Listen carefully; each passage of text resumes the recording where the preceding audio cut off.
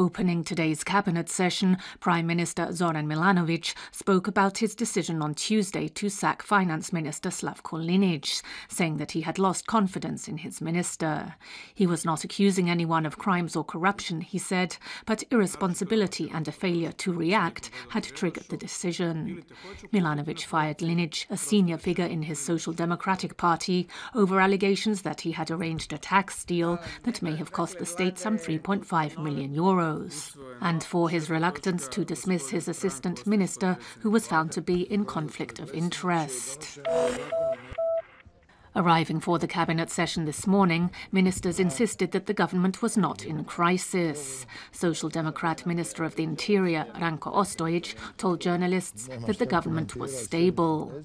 Vesna Pusic, Deputy Prime Minister and leader of coalition partner the HNS, said the Social Democrats were facing problems, but there was no doubt that the work of the government was showing results.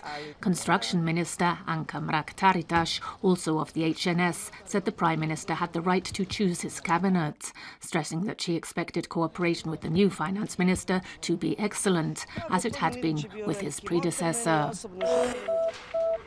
After a meeting of the SDP leadership yesterday evening, General Secretary Igor Dragovan announced that the party's full attention would be focused on the forthcoming elections for the European Parliament.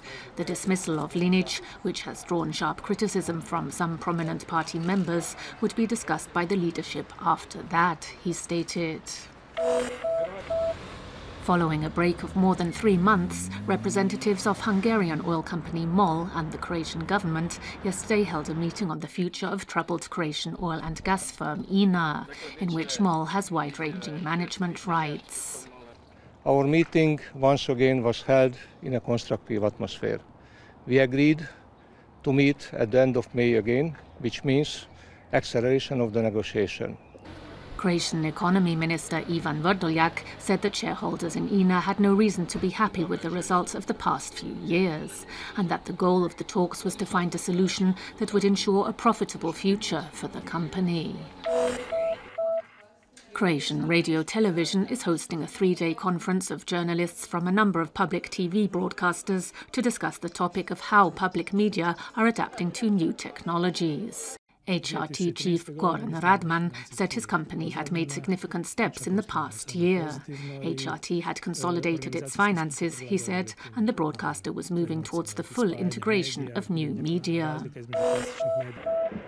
In sports, in the first leg of the Croatian Football Cup final, yesterday evening Dinamo Zagreb was defeated at home by Rijeka 1-0. The return match in Rijeka is scheduled for May the 13th. And in the first playoff match for the Croatian water polo champions title, Rijeka's Primorje yesterday beat Mladost at home with a score of 13-7. The second of a total 3 matches will be held in Zagreb on Saturday. The weather this afternoon, mainly sunny with rain lingering in places, and thunderstorms possible in parts of Dalmatia. Winds on the Adriatic, a moderate northwesterly, strong on the open sea. Temperatures 16 to 21 degrees Celsius.